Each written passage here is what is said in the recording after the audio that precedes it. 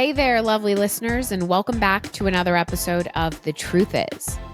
I'm your host, Tash, and today, the truth is, mindset matters.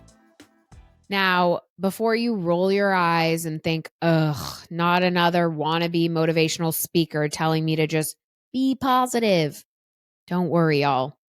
I promise you that's not what this is. And let's be real, that's what TikTok is for, right? I am not here to slap a smiley face on the struggle that is maintaining a healthy mindset. I am here to talk about the real power of your mind and how it's either working for you or against you. And most importantly, how to make it your teammate instead of your opponent. And after such a positive response to the last episode with the lovely Naz Hardy on how mental health is wealth, I figured this was a fitting follow-up episode. Big shout out to all of you who reached out with feedback. Please keep it coming. I really appreciate it. So settle in, y'all, and let's get into it. Okay, to start, picture this. Two people facing the same challenge. Let's take public speaking as an example, everyone's favorite.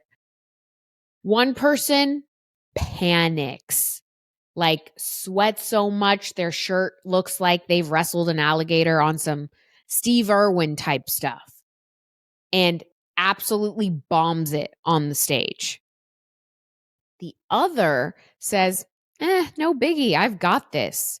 Takes a deep breath and totally crushes it. The difference between the two? Their mindset. Yeah, you are what you think, period. At work, in relationships, in life. Just think about it. If you constantly tell yourself, I'm not good enough, I'll never get promoted, I can't speak in front of people, then guess what, my friend? You're probably right. And not because it's objectively true, but because you believe it. This is what us psych nerds like to call self-fulfilling prophecy. It's a psychological theory coined by Robert Merton that means your beliefs can literally create your reality. It basically says if you expect something to happen, your behavior shifts in ways that make it more likely to happen. So, in short, if you think you're going to fail that interview, you probably will. If you believe you'll crush it, your brain and body start aligning to help you do that. So take a moment and ask yourself, what am I speaking into existence in my life right now? And y'all know we couldn't do an episode on mindset and not address the ridiculous little voice in our heads that make us question ourselves. That annoying voice that many of us know far too well. Did you guess it? Yeah, I'm talking about our not so favorite friend, imposter syndrome. By definition, imposter syndrome is the internal experience of believing that you're not as competent as people think you are. So you feel like a fraud, even when there's evidence of your success.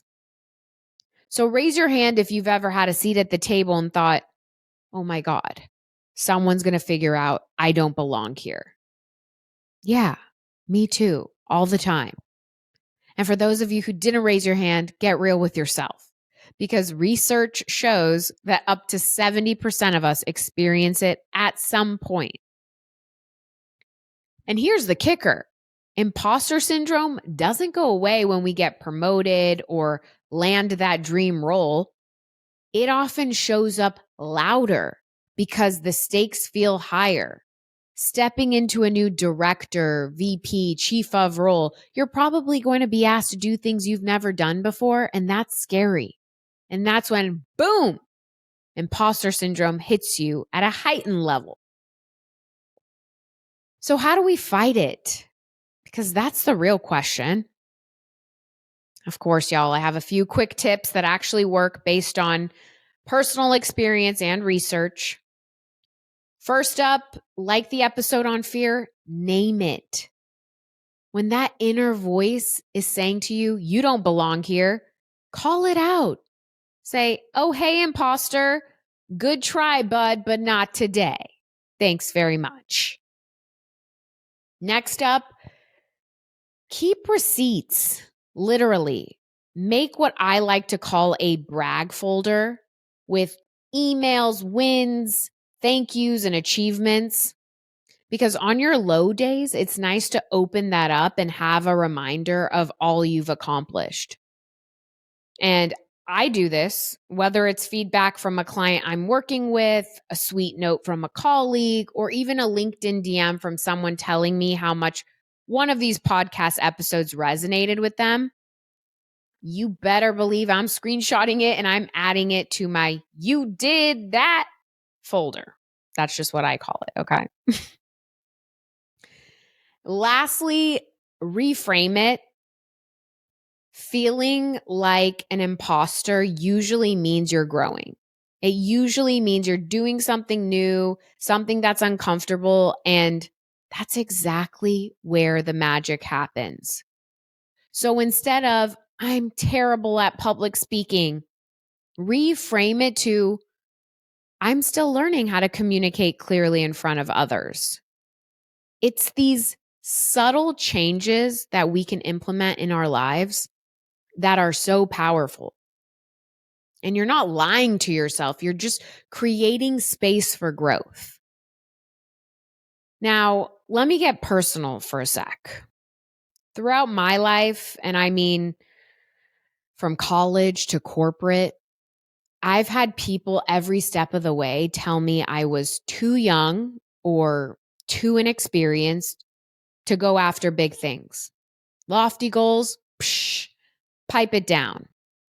I had a manager literally tell me, stay in your place, like I was a dog or something. I've been told I wasn't good enough, I'm not ready, you're not the right quote unquote fit. And the thing is, I could have believed them. I could have let their negativity win. But you know what? I didn't. I chose to bet on me. I chose to let their doubt fuel me instead of freeze me. And ultimately, I use their words as firewood. I set their lack of belief in me ablaze as I achieved everything they said I wouldn't, and then some. So every "you can't" was a challenge for me. And my response was, watch me. And every time I've reached another goal or every time I've done the thing that they said I couldn't, I thought to myself, this is why we don't listen to small thinkers. So if no one's ever told you this, you are allowed to outgrow their version of you. You are allowed to be better than what they imagined you could be. And by they, I mean the naysayers, the haters, the small thinkers, the people that want to keep you in a box and keep you down. Boy, bye. No, thank you. Now, let's talk data for a sec because y'all know I love a good stat. There was a McKinsey study that found employees with a positive mindset are 31% more productive and 3 times more creative. There was also a survey by LinkedIn Learning, which said 92% of talent professionals agree that soft skills like adaptability, emotional regulation, and resilience, aka mindset, are just as important, if not more, than technical skills. And lastly, Dr. Carol Dweck, a psychologist at Stanford University, coined the terms fixed mindset and growth mindset. And her studies found that students with a growth mindset outperformed their peers academically. And not because they were more talented, but because they believed they could improve. So when we say mindset matters, we're not just being cute about it. There you have it, folks. There are the numbers to back it up. So naturally, the question then becomes how? How do we make our brain our bestie? How do we train our minds to work with us instead of against us? It's a great question because we're not out here trying to win at life with our brain throwing shade in the background. We need to be on the same page. So here are 5 ways to train your mind. First up, catch the thought, change the channel. What do I mean by that? Notice your internal dialogue. Is it kind? Is it supportive? If not, switch the channel or turn it off because you don't have to believe every thought you think. You don't have to believe every thought that comes to your mind. And you can't change what you can't see. So you really need to get intentional and start tuning into how you speak to yourself. Are you constantly criticizing yourself? Do you turn small setbacks into major catastrophes, like the roof is on fire and the world is ending at all times? Psychologists actually call this automatic negative thoughts or ants. And who likes ants, you know? They're sneaky. Dr. Daniel Amen, a psychiatrist and brain health expert, says that these ants can become so habitual that we stop noticing them. But they still drive our emotions and behavior behind the scenes. So try this. Spend one day writing down every negative thought you catch. And at the end of the day, review them and challenge each one. Like, would you say that to a friend?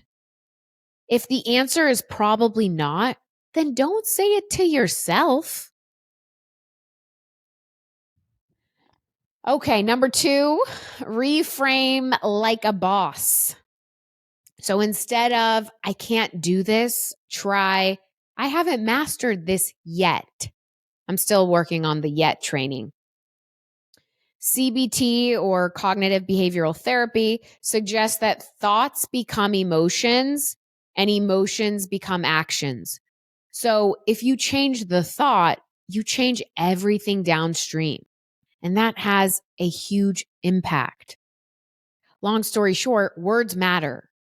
Make yours count. 3, visualize like you mean it. Seriously, close your eyes and see yourself succeeding. Visualize it. A Harvard study showed that pianists who simply visualized practicing had similar brain activity as those who physically practiced. This is why elite athletes from Simone Biles to Michael Phelps use visualization techniques to prepare mentally before a big performance. And guess what? You can do this too. So each morning, try to take 5 minutes to visualize yourself confidently navigating your day, whether that's handling the natural stress, speaking up in a meeting, or completing that project.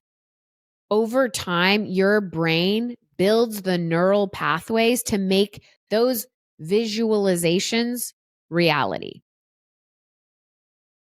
4, upgrade your inner circle. Your environment influences your mindset. Period. End of story. And mindset is contagious. So surround yourself with mindset mirrors. These are people who inspire you, not drain you. My mom always told me birds of a feather flock together. And Man, is that one true. If you surround yourself with people who are constantly pessimistic and negative, that will eventually rub off on you. So choose to surround yourself with people who lead a life you respect and want to emulate, positive thinkers and doers. Jim Rohn once said, "You are the average of the 5 people you spend the most time with." I couldn't agree with this more. And neuroscience actually backs this up with the concept of emotional contagion. We catch emotions and behaviors from those around us. So ask yourself, are you surrounded by possibility thinkers or by people who play small? And if you're always the smartest, most driven person in the room, you need to find a new room. Newsflash. And 5, choose the right language. Your words create your world. Studies in linguistic psychology have shown that people who use more empowering, optimistic language are more resilient under stress. So instead of saying, I have to, say, I get to. Instead of, I'm overwhelmed, say, I'm learning to manage a lot right now. And it's not toxic positivity, y'all. It's strategic language that reminds your brain you're not a victim. You're an agent of change. And I'll add in a bonus one. I know I said 5, but I'll give you 6. Celebrate the small wins. You don't need a promotion to be proud of yourself. Did you speak up in a meeting when you don't normally do so? Did you ask for feedback? Maybe you set a boundary. That's growth. Clap for your damn self. Be proud of yourself. Each little win is setting you up for the bigger win that's ahead. All right. You still don't believe me and you still need proof. Let me name drop some icons who flipped the script, okay? What about Oprah Winfrey? She was told she wasn't fit for television, yet she's now built a media empire. Or how about Michael Jordan? He was cut from his high school basketball team, and he is now one of the greatest basketball players of all time. And lastly, Lady Gaga. She was dropped by her record label and told she'd never be famous. And now she has 6 platinum albums, has played the leading lady on several big screen films, and is an international celebrity. So these people didn't let rejection become their reality. They used it as their launch pad, their fuel to go out and get it. So let me leave y'all with this. Your mindset isn't a luxury. It's not a cute Instagram quote. It's a strategy. And it's one of the only things in life that's completely within your control. So the next time that inner voice tells you, you can't, talk back. Say, watch me, and then go do it. All right. And I have one mindset challenge for you for the week. Write down one thing you've been telling yourself you're not ready for. I can think of a few myself. I'll do this exercise as well. Write down one thing you've been telling yourself you're not ready for. Reframe it. Visualize yourself crushing it. And then do one small thing to move closer to it. And DM me on LinkedIn or shoot me an email. I want to hear how it goes, okay? Because the truth is, mindset matters. It's the difference between I could never and I just did. It's the quiet choice you make daily to believe in yourself, even when no one else does. It's choosing to bet on you, even when the world says no, when the world says you're too young, you're too inexperienced, you're not ready, you don't fit in here, you don't belong here. And if no one has told you today, I believe in you. You've got this. Now go prove your own prophecy right. Okay, y'all? And that's a wrap, folks. Thanks for tuning in to The Truth Is. If you enjoyed today's episode, be sure to subscribe, rate, leave a review, or send it to that one friend who needs to hear this today. New episodes drop every other week, and trust me, you won't want to miss what's next. And as always, I'd love to hear from you, so feel free to reach out to me directly on LinkedIn, Natasha Bukhari, PHR, or send an email to ttiwithtosh@gmail.com. Until next time, stay awesome, stay authentic, and above all, stay true to yourself. This is your girl Tosh, signing off.